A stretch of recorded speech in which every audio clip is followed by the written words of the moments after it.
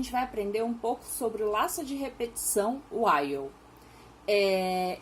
Eu vou colocar aqui como comentário laço while, para saber que a gente está falando dele. Então, esse laço de repetição, ele vai funcionar diferente do for. O for você vai usar quando você sabe o número de vezes que você quer executar. O while, ele serve para quando a gente não sabe o número de vezes que a gente vai executar. E ele só vai ser executado se for atendida uma condição. Como assim? Vou dar um exemplo do que a gente vai fazer. Eu vou pedir para o meu usuário para ele escolher entre digitar masculino e feminino. Se ele digitar diferente do que eu pedi, qualquer outra letra, ou ele errou, ou ele digitou um número, o meu software não vai deixar ele continuar essa execução. Então, o while serve nessas situações, mas ele também serve quando eu quero executar o meu código todo novamente e quero botar uma condição no início para que a pessoa execute aquele código ou não. Por exemplo, eu posso colocar lá uma pergunta: você deseja executar o programa ou deseja sair? Nesse caso, se a pessoa resolver executar o software, a gente bota ali uma condição, que nem o if, a ideia é parecida da condição. Muita gente confunde o código while com o if, mas cada um tem sua particularidade. Se eu quero executar muitas vezes um código, eu uso while. Se eu quero executar apenas uma vez, eu uso if. Então, grave isso para você não errar.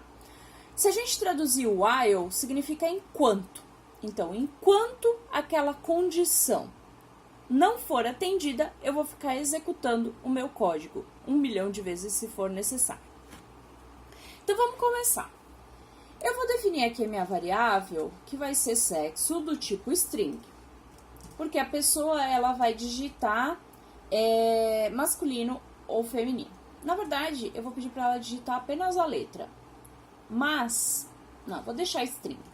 Por que eu não vou botar char? O char, se a pessoa executar e digitar feminino, porque ela viajou, enfim, ele vai travar o software, porque ele vai aceitar apenas um caractere. Então, para a gente não travar o software e dar a chance da pessoa terminar a execução dela, a gente vai usar string. Ok. Agora, eu vou começar a pedir as informações. Então, esse código que eu estou fazendo aqui, ele é que nem se fosse uma parte de um código grande. Eu vou botar assim, deixa eu tirar meu cursor. Escolha uma das opções abaixo. Beleza. A pessoa vai escolher as opções que eu vou dar para ela. Então, percebam que eu tô botando o right ln porque eu quero que essas coisas fiquem um embaixo do outro, para ficar tipo um menuzinho. Então, eu vou botar F feminino e vou botar M para masculino. Percebam que eu tô usando aqui letra maiúscula, né? Então, tem a questão que tinha no if da gente não poder mostrar alguma coisa se a pessoa digitou maiúscula ou minúscula, porque o Pascal, ele é case sensitive. Case sensitive quer dizer que ele faz diferenciação entre maiúscula e minúscula nessa situação. Tem linguagens que faz diferença de maiúscula a minúscula até no código, inclusive nomes de variáveis. O Pascal não tem no nome de variável, mas tem na comparação. Então, a gente tem que cuidar com isso. Eu vou depois ensinar para vocês um truque para resolver esse problema. Por enquanto, como a gente está aprendendo esse código ainda, eu não vou ensinar esse truque já. Então, vamos pensar que a pessoa vai digitar só letra maiúscula. Então, eu vou botar um read, sexo. Então, eu salvei lá dentro da variável sexo a informação que ela acabou de digitar. Agora, a gente vai abrir o nosso comando aqui. Então, while, enquanto, vou traduzir junto para vocês entenderem melhor. Enquanto a variável for diferente de F maiúsculo, percebam, ó, vamos ver isso aqui. Eu botei um ponto e vírgula aqui porque eu tava viajando.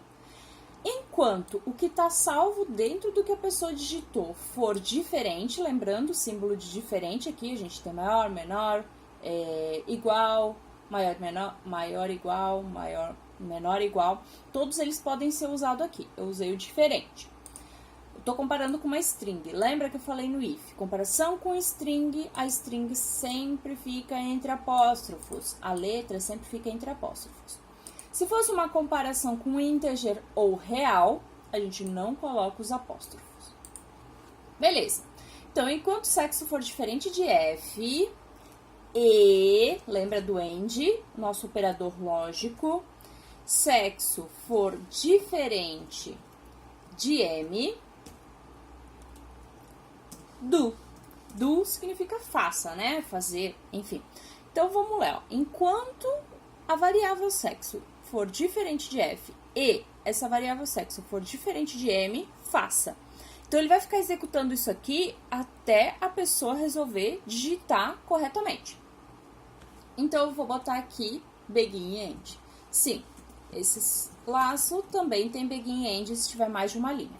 Então, como ele vai ter mais de uma linha, begin e end. Se fosse uma linha só, normal, sem begin e end, ponto e vírgula. Então, eu vou dizer assim, para a pessoa entender o que está acontecendo, eu vou botar opção inválida, para ela saber que ela digitou errado. E eu vou dar uma nova chance para ela digitar. Eu vou dizer para ela, digite novamente. Beleza. Então, digite novamente e eu vou ler novamente. Se eu não ler novamente, depois eu vou mostrar para vocês o que acontece. Bom, vamos finalizar isso aqui. Eu vou ler novamente, vou substituir e se der certo, vai pro próximo. Se não, se a pessoa digitar errado, ele vai olhar.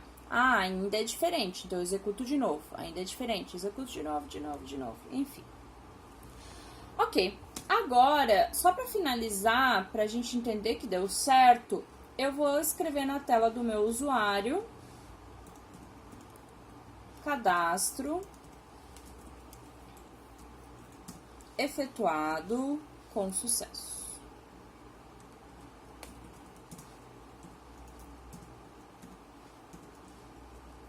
Beleza, não esquecer do read key. Ok, então, vamos ver como é que vai ficar isso aqui. Vou abrir aqui minha lupa.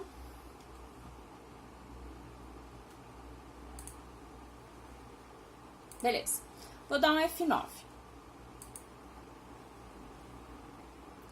Escolha uma das opções abaixo.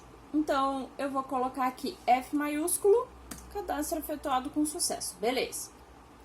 Se eu colocar aqui... Ih, ficou esse executar na frente, enfim. Se eu botar M maiúsculo, cadastro efetuado com sucesso. Beleza. Agora, se eu botar errado, vamos testar. Digamos que eu bote um número. Opção inválida, digite novamente. Se eu botar uma outra letra, opção inválida, digite novamente. Se eu botar um F minúsculo, opção inválida, digite novamente. A gente até pode adicionar um limpa-tela lá dentro do laço, para não ficar 1000 coisas escritas na tela da pessoa. Aí a pessoa vem, digita corretamente, cadastro efetuado com sucesso. Então, funcionou aqui o nosso código. Agora, eu vou mostrar para vocês uma situação que pode acontecer. Digamos que eu esqueci de ler isso aqui, certo? Se eu não li novamente, eu não substituo o valor. Se eu não substituo o valor, isso aqui vai virar o que a gente chama de loop infinito. Vai ficar executando para sempre. Por quê? Enquanto não mudar o valor, ele executa essas duas linhas. Vamos ver como é que fica isso aqui. Vou dar um F9 e vou digitar errado aqui. Vou digitar aqui 6. Ó, ele vai ficar assim. Deixa eu vir aqui embaixo. Ó, tá vendo? Para sempre. Dá uma travada aqui porque tô dando a lupa e tal. Então, ele vai ficar assim para sempre. Como é que eu vou sair desse loop infinito? Ó, agora ficou legal que tá aparecendo. Você vai dar um Ctrl+C para terminar a sua execução e ver o que você está fazendo de errado. Nesse caso aqui, é porque faltou o read. Ok? Então, esse é o nosso código while.